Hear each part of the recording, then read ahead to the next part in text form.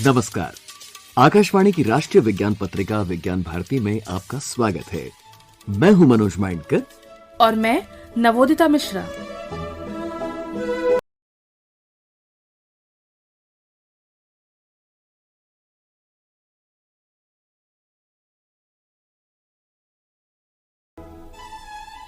फरवरी माह और विज्ञान, खासतौर से हमारे देश की बात की जाए तो ये कॉम्बिनेशन अनूठा प्रतीत होता है, वैश्विक आयामों का भी साथ साथ समावेश करते हुए।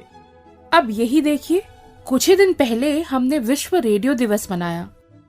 वो वैज्ञानिक सोच ही थी जिसने एक सदी पहले रेडियो तरंगों की खोज और अभ्यास के लिए बोस और मार्कोनी जैसी विभूतियों को प्रेरित किया, और ये विधा आज भी पूरे विश्व में अंतिम जन तक पहुंचने का एक सुलभ सशक्त माध्यम है। हाँ, समय के साथ साथ उच्चरित ध्वनि को श्रोताओं तक पहुंचाने के माध्यमों में बदलती टेक्नोलॉजी ने नए नए रंग दिखाए। आज के एआई वाले डिजिटल युग में भी ये प्रगति यात्रा जारी है और भारत में रेडियो यानी आकाशवाणी ने ब्रॉडकास्ट टेक्नोलॉजी के साथ साथ समाज संस्कृति के बिंदुओं के संवाहक के रूप में एक चिरस्थायी स्तंभ की भूमिका निभाई है। इसी माह राष्ट्रीय विज्ञान दिवस है।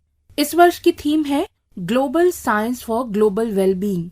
वसुधैव कुटुंबकम का मूल मंत्र हमें हमेशा ग्लोबल वेलबींग, विश्व कल्याण के मार्ग को ही अपनाने की सलाह देता है, और सिर्फ समग्र मानव जाति के लिए नहीं, बल्कि पृथ्वी के हर जीव के लिए, चाहे वो पशु हो, पक्षी हो या जलीय जीव। आखिर पारिस्थितिकी के लिहाज से सब एक दूसरे पर निर्भर जो हैं। व्यावहारिक रूप से देखें तो अंतरिक्ष के क्षेत्र में होने वाला अनुसंधान भी सीमाओं के दायरे का मोहताज नहीं है, और यहाँ पर भी हमारा देश अपनी सोच में पूरी तरह ग्लोबल है। आज की युवा पीढ़ी भी इस ओर उत्सुकता भरे उत्साह से अग्रसर है। हाँ, बात अधूरी रह जाएगी अगर जिक्र न किया जाए international day of women and girls in science का। विश्व के समग्र वैज्ञानिक अनुसंधान इकोसिस्टम को आकार और गति देने में महिला वैज्ञानिकों का अति महत्वपूर्ण योगदान रहा है। हमारे देश के भी हर अंचल से विमेन साइंटिस्ट की उत्कृष्ट उपलब्धियों के उदाहरण निरंतर देखने को मिल रहे हैं। कन्याकुमारी से लेकर कश्मीर तक, उत्तर पूर्व से लेकर कच्छ तक। इस अनुपम धारा की प्रमुख प्रवर्तकों में से एक प्रख्यात बॉटनिस्ट डॉक्टर जानकी अम्माल के कृतित्व को 1930 के दशक में विकसित देशों ने भी सराहा। आज की पीढ़ी के लिए उनके बारे में जानना मार्गदर्शक ही साबित होगा। सुनते रहिए राष्ट्रीय विज्ञान पत्रिका विज्ञान भारती।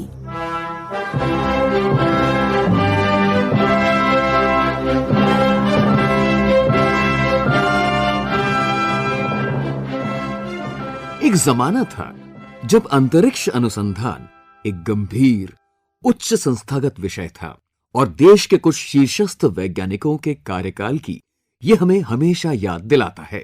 ये विषय गंभीर तो आज भी है, लेकिन तेजी से बदलती टेक्नोलॉजी और रिसर्चर्स के रुझान और उत्साह ने इसका दायरा बढ़ा दिया है। हैदराबाद का एक और स्टार्टअप ध्रुव स्पेस सैटेलाइट डिप्लॉयर और सैटेलाइट के लिए हाई टेक्नोलॉजी सोलर पैनल्स पर काम कर रहा है। मैं एक और स्पेस स्टार्टअप दिगंतरा के तनवीर अहमद से भी मिला था, जो स्पेस के कचरे को मैप करने का प्रयास कर रहे हैं। मैंने उन्हें एक चैलेंज भी दिया है कि वो ऐसी टेक्नोलॉजी पर काम करें जिससे स्पेस के कचरे का समाधान निकाला जा सके। बेंगलुरु के एक स्पेस स्टार्टअप एस्ट्रोम की फाउंडर नेहा भी एक कमाल के आइडिया पर काम कर रही है। ये स्टार्टअप ऐसे फ्लैट एंटीना बना रहा है जो न केवल छोटे होंगे बल्कि उनकी कॉस्ट भी काफी कम होगी। साथियों, इन स्पेस के कार्यक्रम में मैं मेहसाणा की स्कूल स्टूडेंट बेटी तन्वी पटेल से भी मिला था। वो एक बहुत ही छोटी सैटेलाइट पर काम कर रही है, जो अगले कुछ महीनों में स्पेस में लॉन्च होने जा रही है। वैज्ञानिक डॉक्टर राजकुमार का national remote sensing centre Hyderabad और स्पेस एप्लीकेशन सेंटर अहमदाबाद के साथ गहरा संबंध रहा है। उत्सुक पत्रिका से वो स्पेस स्टार्टअप्स के कुछ दिलचस्प बिंदु साझा करते हैं। सब जानते हैं कि एक सैटेलाइट बनाने में कितने पुर्जे, कितने पार्ट्स की जरूरत बनती है, तो ये सारे पार्ट्स इसरो में तो बनते नहीं है। हाँ जी, आपने बहुत सही बताया कि पहले भी कहते थे कि इसरो ने बनाता इसरो था, इसरो का नाम रहता था, लेकिन बाहर के बहुत सी कंपनी, गुजरात में भी, यहाँ पे अहमदाबाद, बड़ौदा, सूरत, कई जगह पे कई पुर्जे बनते थे। एक सैटेलाइट तो एक छोटा पार्ट है, लेकिन अगर जो कि हम देखते हैं कि सैटेलाइट ऊपर गया, घूम रहा है, अंतरिक्ष में घूम रहा है, उसके अलावा जो रॉकेट बनता है, जो रॉकेट जाता है ऊपर, उसके अंदर कितनी मशीनरी, कितना पुर्जे लगते हैं, सैटेलाइट सेंसर, उसके अंदर बहुत से सेंसर्स होते हैं जो काम करते हैं।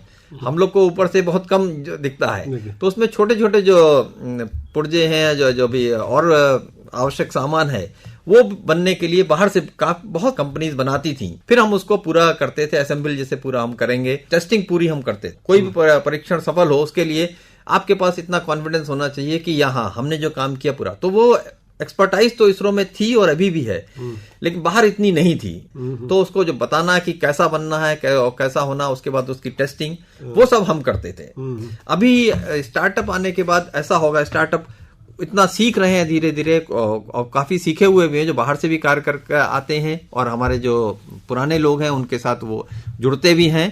तो अब उनके पास इतना एक्सपीरियंस हो गया है और आ रहे हैं कि वो टेस्टिंग में भी कर सकते हैं। अब पूरा ये बोल सकते हैं, ये पूरा कंपोनेंट, आप सैटेलाइट बोल सकते हैं या पूरा लॉन्च व्हीकल बोल सकते हैं, और उसके अलावा सेंसर कुछ होते हैं, जैसे कि माइक्रोवेव में, ऑप्टिकल रेंज में, इसके द्वारा हम चित्र देखते हैं। तो वो सब भी बनाने के लिए वो लोग अब इतने सक्षम हैं। बहुत सी टेस्टिंग फैसिलिटी उनके पास नहीं होगी, क्योंकि उसके लिए आपको बहुत सारा धन लगाना पड़ता है शुरू में। इसीलिए आदरणीय प्रधानमंत्री महोदय ने जो एक नया वो रखा है, इन स्पेस, तो इन स्पेस एक जो बनाया है, वो उसके थ्रू वो लोग हमारे पास आएंगे, और फिर हम लोग MOU साइन करेंगे उन कंपनीज के साथ। फिर उनको जो भी जिस तरह का भी उनको सहायता चाहिए वो हम प्रदान। मगर कोई एक यूथ नया ही ग्रेजुएट हुआ है इंजीनियरिंग में या एरोस्पेस इंजीनियरिंग में, या एक यूथ या 2-3 यूथ साथ मिलाकर ये स्टार्टअप करना चाहते हैं, स्पेस स्टार्टअप करना है, हाँ। तो पहले उसको कहाँ मिलना है? अपनी जो रिज्यूमी है, बायोडेटा है,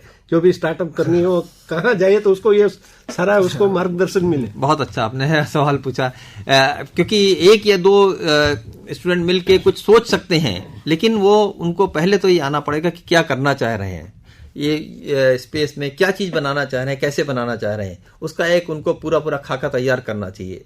क्योंकि अदर जैसे आपने बोला 1-2 स्टूडेंट आना चाहेंगे, बहुत ही अच्छा है कि वो लोग आए, हमारे साथ मिलकर कार्य करें, या अकेले भी कुछ करना चाहें, लेकिन उनको कई बार पूरी जानकारी नहीं होती है।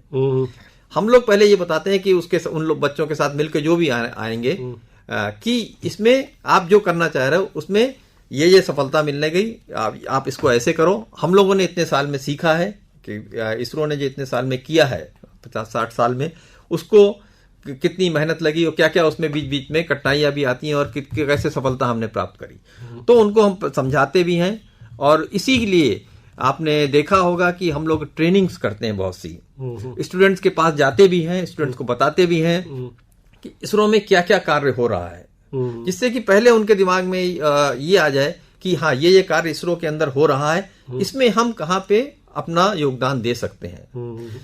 जैसे कि मैंने बताया लॉन्च व्हीकल में कई चीजें होते हैं, उसमें दे सकते हैं, सैटेलाइट बनाने में दे सकते हैं, उनकी टेस्टिंग के लिए दे सकते हैं, और एक बहुत ही महत्वपूर्ण है उनका एप्लीकेशंस, जो भी सैटेलाइट बनते हैं वो कहाँ पे यूज होंगे। जैसे कि आपने कृषि में, और जो डिजास्टर मॉनिटरिंग में, समुद्र विज्ञान के लिए और मौसम विज्ञान के लिए, ऐसे बहुत सी वो हैं, उनके लिए कहाँ यूज। तो उनको ये पता होना चाहिए कि हम क्या क्या बना सकते हैं, हम किसमें हमारी एक्सपर्टाइज है, तो वो हमारे पास आएंगे कि हाँ, इसमें हम थोड़ा सीखे हुए हैं, हम आपसे और बात करना चाहते हैं। फिर वो जैसे इन स्पेस के थ्रू आए, इन स्पेस जो एक संस्था बनाई गई है, क्योंकि इसरो डायरेक्टली किसी के साथ वो नहीं करेगा, इन स्पेस उनको बताएगा कैसे करना है, MOU साइन होगा, फिर वो इसरो के साथ मिल के कार्य कर पाएंगे। उसको इन्वेस्टमेंट भी लगाना पड़ेगा, तो इन्वेस्टमेंट के लिए अपने आप व्यवस्था करनी पड़ेगी कि कोई बैंक से या जो भी है बाहर के एजेंसी से। हाँ, वो उनको बाहर से करने की, उसके लिए इसरो ऐसा अभी नहीं कर रहा है कि कोई सहायता, क्योंकि इसरो अपने आप कर नहीं सकता सहायता। इसरो बता सकता है कि हाँ इस तरह के लिए इसमें इतना पैसा लग सकता है। आपको ये भी देखना है कि मार्केट होना चाहिए इस सब चीजों का, ना कि खाली भारत में, आसपास के देशों के लिए भी या फिर बाहर और भी दूसरे देशों के लिए भी ये सब कंपनीज काम करने लगे। मगर एक बात तो अभी सही है कि इसमें एंटरप्रेन्योर के लिए बहुत से स्कोप है, बहुत ही स्कोप है इसमें। तो जैसे कि अंतरिक्ष अनंत है, ऐसे स्कोप भी अनंत है। आप स्पेस में जाते हो तो और भी नए नए तरह के संशोधन किए जा रहे हैं। आप ना कि खाली अपने प्लेनेट में, बाकी प्लेनेट में जाके भी और भी चीजें देखते हैं और उसके बारे में भी आप रिसर्च करना चाहते हैं। कंपनी या स्टूडेंट के जो भी एंटरप्रेन्योर, उसको आप एक संदेश के तौर पर क्या कहेंगे? संदेश के तौर पर कि आप प्रयत्न करते रहिए, आप जरूर सफल होंगे। और ये आजादी के अमृत महोत्सव में ये बहुत ही बड़ा एक योगदान होगा, सबका योगदान होगा। आप आकाशवाणी के स्टूडियो में आए, आपका खूब खूब धन्यवाद। धन्यवाद। दोनों जहां हमारे अंतरिक्ष वैज्ञानिक डॉक्टर राजकुमार से बातचीत की भास्कर जोशी ने। स्वरांश सौजन्य आकाशवाणी अहमदाबाद।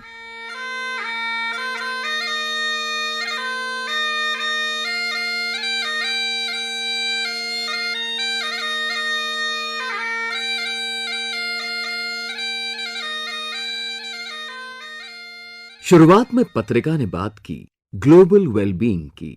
जलवायु परिवर्तन और प्रदूषण जैसी समस्याएं भी वैश्विक हैं, पृथ्वी के सभी जीवों को प्रभावित करती हैं।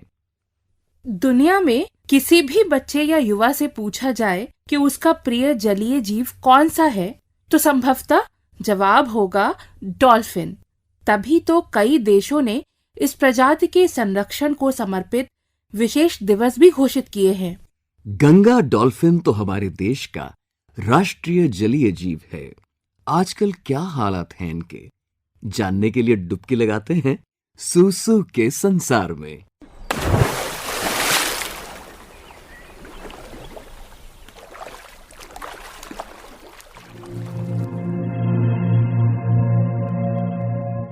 आधुनिक मानव यानी होमो सेपियंस के प्रादुर्भाव से लाखों साल पहले इस धरा पर कुछ जलीय जीव आकार ले चुके थे।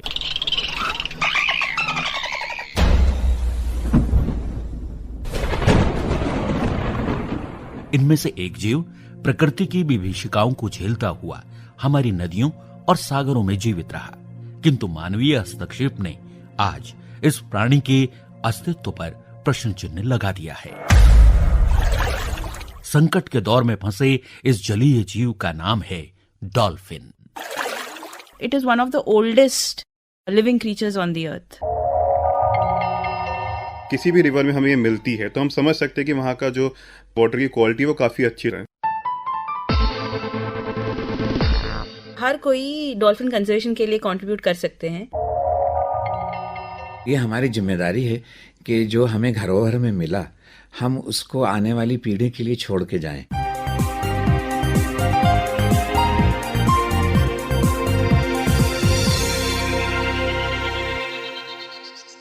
डॉल्फिन लगभग सभी समुद्रों में पाई जाती हैं, लेकिन दुनिया के कुछ हिस्सों में ये नदियों में भी पाई जाती हैं। डॉल्फिन संरक्षण अभियान से संबद्ध वैज्ञानिक doctor Vishnupriya. River dolphins 3 large areas में पाए जाते हैं। एक साउथ अमेरिका में, भारत और पाकिस्तान एक सब कॉन्टिनेंट में, और चाइना में। पुण्य सलीला गंगा सिर्फ मनुष्यों का ही नहीं बल्कि हजारों प्रकार के जीव जंतुओं का भी पोषण करती है। इस पवित्र नदी में डॉल्फिन की भी एक प्रजाति पाई जाती है जिसका वैज्ञानिक नाम है प्लेटेनिस्टा गंगेटिका। इसे सूसू डॉल्फिन के नाम से भी जाना जाता है। वन्यजीव संस्थान देहरादून में कार्यरत वैज्ञानिक प्रोफेसर कमर कुरैशी, जो पिछले 15 वर्षों से इस जीव पर शोधरत हैं। सांस लेने के लिए वो हर 2 से 3 मिनट में आती है सतह पर पानी पे, इसीलिए उसका नाम सूसू पड़ा, क्योंकि जब सांस लेती है तो उसकी आवाज सू सू की तरह आती है। Doctor Vishnupriya. Ganges river dolphin हमारे देश में एंटायर गंगा में, बिजनौर से नीचे गंगा सागर तक और ब्रह्मपुत्रा में, और गंगा के सहायक नदी जैसे चंबल हो गया, घाघरा, गंडक, सोन, इन सब में पाया जाता है। यमुना में एक जहाँ पे कॉन्फ्लुएंस है चंबल में, उससे ऊपर से लेके गंगा के कॉन्फ्लुएंस तक पाए जाते हैं। और ब्रह्मपुत्रा के सहायक नदी जैसे कुल्सी, सुबानसिरी, इन सब में भी पाए जाते हैं। समुद्री डॉल्फिन सामाजिक होती हैं और देख सकती हैं, किंतु भारत की नदियों में पाई जाने वाली डॉल्फिन नेत्रहीन होती हैं। प्रोफेसर कमर कुरैशी। डॉल्फिन जो है वो दृष्टिहीन इसलिए हुई कि अगर आप देखें गंगा और ब्रह्मपुत्रा में बहुत ज्यादा मिट्टी और रेत आती है। ब्रह्मपुत्रा और गंगा में जो हमारे गैंजेस डॉल्फिन्स हैं और इंडस डॉल्फिन्स हैं और जो साउथ अमेरिकन रिवर डॉल्फिन्स हैं, ये नहीं देख सकते। ये अडेप्टेशन है रिवर वाटर के लिए। गंगा डॉल्फिन प्रजाति पर शोधरत वैज्ञानिक मैरिन जैकब। वो कम्युनिकेट करते हैं साउंड के यूज़ कर उसको एकोलोकेशन बोलते हैं, जैसे बैट्स में होता है। तो ये ऐसे होता है कि वो लोग अपना आवाज़, क्लिक्स बोलते हैं उसको, वो ये आवाज़ को पानी के नीचे कंटिन्यूअस क्लिक सेंड करते रहते हैं।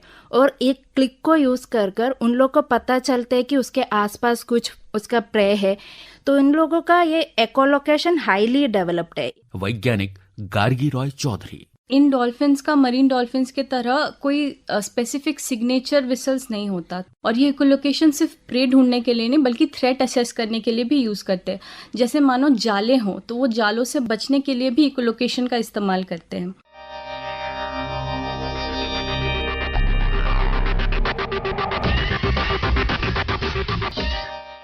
अधिकतर लोग डॉल्फिन को मछली की एक प्रजाति समझते हैं, किंतु ये मछली से बहुत भिन्न है। इसके वंशज, जैसे अगर आप इवोल्यूशन के हिसाब से देखें तो वो जमीन पे रहते थे, फिर ये पानी में चले गए। मैं बता रहा हूँ व्हेल की बात।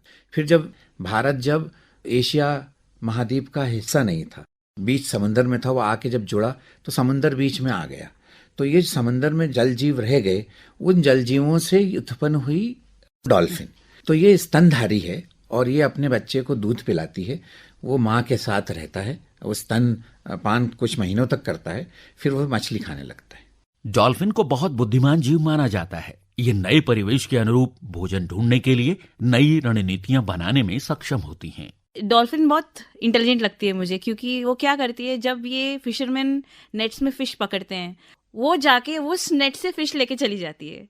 तो इन अ वे इट हैज डेवलप्ड कि ह्यूमंस के साथ कैसे एग्जिस्ट करना है, और it has developed it's, I mean you can see it's intelligence over time. Dolphin की बुद्धिमत्ता का आकलन करने के उद्देश्य से दुनिया भर में कई शोध हो रहे हैं, किंतु अब तक मिले प्रमाणों से ही यह सिद्ध हो जाता है कि डॉल्फिन बेहद समझदार जीव है।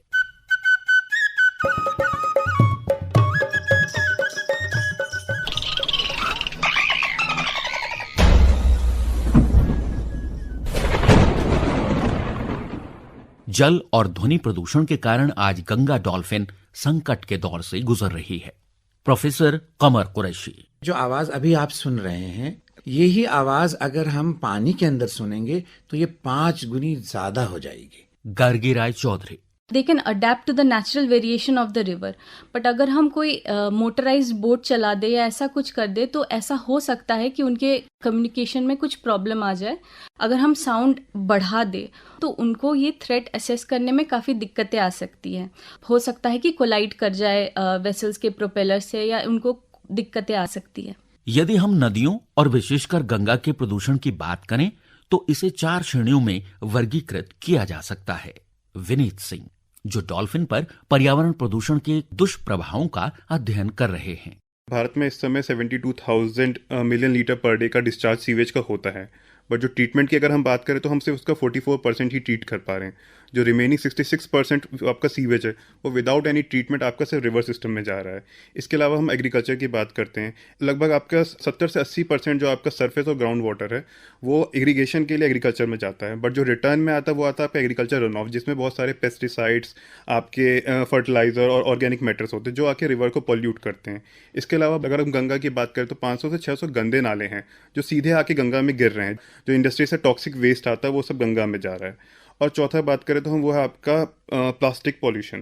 प्लास्टिक की बात करें तो इंडिया में ऑलमोस्ट डेली बेसिस पे आपका 50 से 60 million tons of municipal waste generate होता है, जिसमें से 5 से 6% सिर्फ प्लास्टिक है, और उसमें से भी सिर्फ 9% जो प्लास्टिक है हम रिसाइकिल कर पाते हैं। बाकी आपका 10 से 12% को जला दिया जाता है, और जो 80% के आसपास उसको हम डंपिंग ग्राउंड में डंप कर देते हैं, जो वहां से लीक होके या रिलीज होके आपका नदियों में, हमारे सीवेज सिस्टम में आता है। कई मछुआरे कुछ खास किस्म की मछलियों को पकड़ने के लिए डॉल्फिन के तेल का इस्तेमाल करते हैं। तेल के लिए शिकार के साथ साथ मछलियों के जाल में फंसने से भी इनकी संख्या तेजी से घटी है।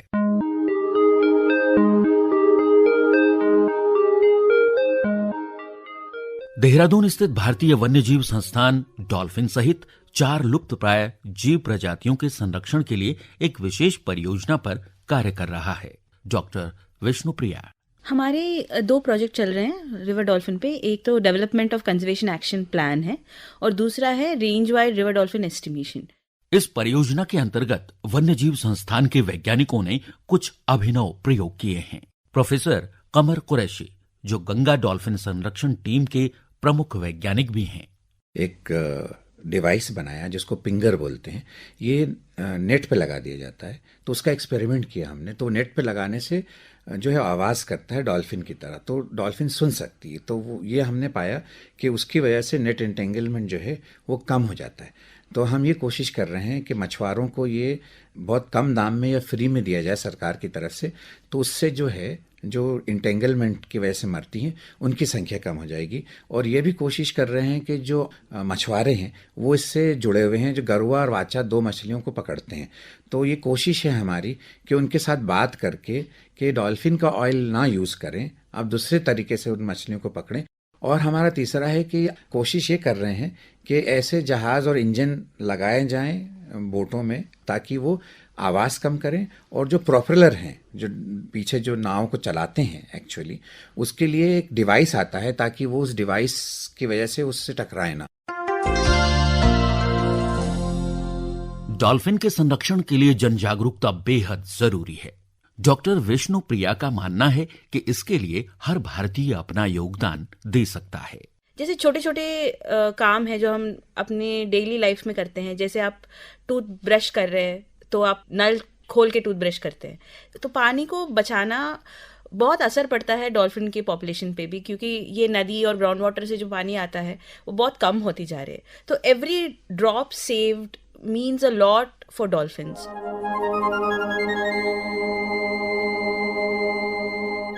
यदि हम आने वाली पीढ़ियों के लिए अपनी नदियों में पर्याप्त और स्वच्छ जल चाहते हैं, तो पहले हमें डॉल्फिन जैसी प्रजातियों का संरक्षण सुनिश्चित करना होगा। वस्तुतः जियो और जीने दो का मंत्र ही हमारा बेहतर भविष्य सुनिश्चित कर सकता है। सूसू का संसार। वाचन स्वर विनय ध्यानी, आलेख और प्रस्तुति राकेश ढोंडियाल, आकाशवाणी देहरादून। विज्ञान कवयित्री शुभ्रता मिश्रा के शब्दों में रंग बिरंगे फूलों की शाखें वसुधा का श्रृंगार करें, लो संकल्प अंजलि में भर जल, प्रकृति का आह्वान करो, संरक्षण की शपथों से मुझ पर्यावरण का ध्यान धरो। और कवयित्री मीनाक्षी गौड़ अपनी कविता में कहती हैं, अंधकार से प्रकाश तक, अवसाद से संवाद तक, ये कहानी विज्ञान की है। सागर की उथली लहरों से उसकी गहरी तलछटी तक, भू की अथक गहराइयों से आकाश की अंतहीन ऊंचाइयों तक, ये कहानी विज्ञान की है। विज्ञान कविता विज्ञान संचार, साइंस कम्युनिकेशन की एक सशक्त और प्रभावशाली विधा है। CSIR निस्पर ने इसे प्रोत्साहित करने के लिए हाल ही में एक काव्य संचयन प्रकाशित किया है, जिसमें देश के अलग अलग जगहों के रचनाकारों की कृतियों का समावेश है। निस्पर से ही याद आया, पिछले सप्ताह इसी संस्था ने एक भव्य कार्यक्रम international conference on traditional knowledge का आयोजन किया। अन्य वैचारिक इवेंट्स के अलावा अमेरिका की ओक्लाहोमा स्टेट यूनिवर्सिटी के प्रोफेसर सुभाष काक के बीज वक्तव्य Indian knowledge in the perspective of the western tradition ने आत्म मंथन को प्रेरित किया। निदेशक डॉक्टर रंजना अग्रवाल के अनुसार भारत एक ऐसा देश है जिसके पास एक पारंपरिक ज्ञान की धरोहर है। समाज एक ज्ञान की नींव पर खड़ा हुआ है और ये परंपरा आज की नहीं, वैदिक काल से चली आ रही है। और इस परंपरा को चाहे वो डॉक्यूमेंटेड है या नॉन डॉक्यूमेंटेड है ओरल फॉर्म में, एक जनरेशन से दूसरे जनरेशन से ये ट्रांसफ़र होती रही और आज भी हमारी कम्युनिटीज़ में ये है।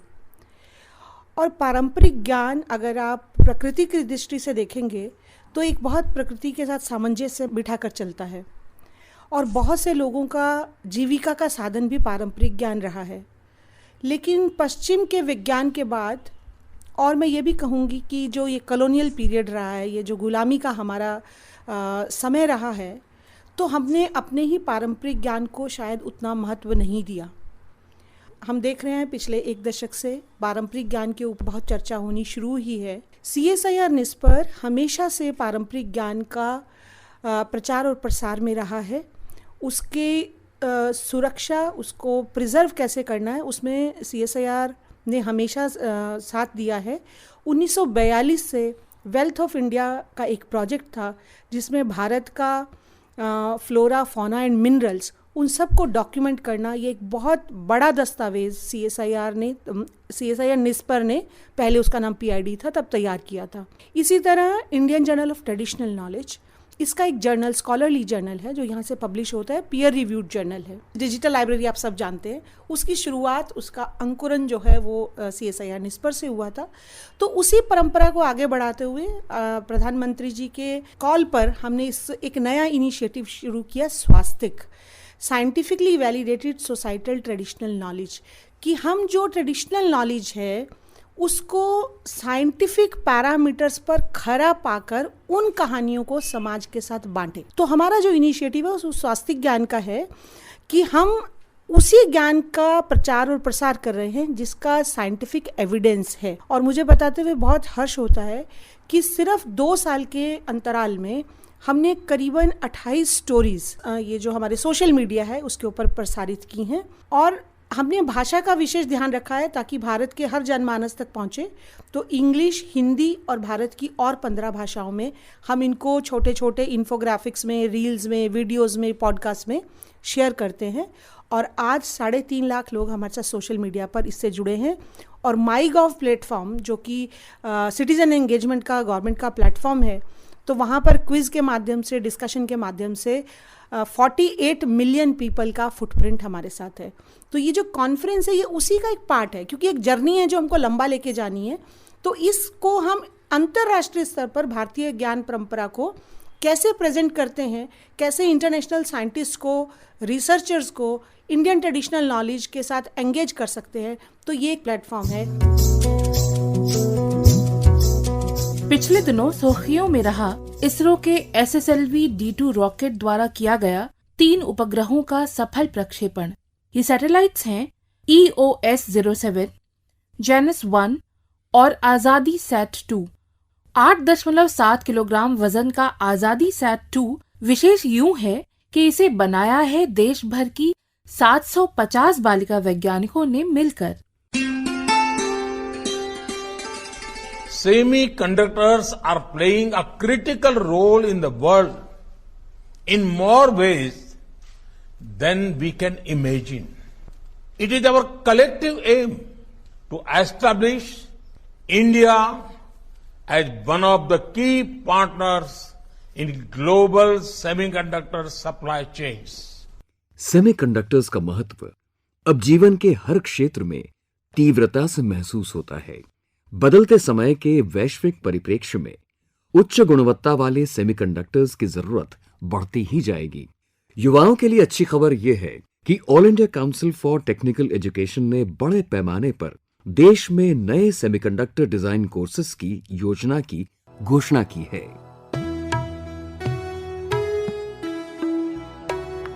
समय का ये पड़ाव हमारे विज्ञान जगत की कुछ मूर्धन्य विभूतियों के जीवन चक्र के साथ गहराई से जुड़ा हुआ है। Acharya SN Bose, professor Meghnath Saha, doctor Shanti Swarup Bhatnagar और डॉक्टर DS कोठारी के अनन्य योगदान को विज्ञान भारती का नमन। मनोज माइंडकर और नवोदिता मिश्रा को अनुमति दीजिए। नमस्कार।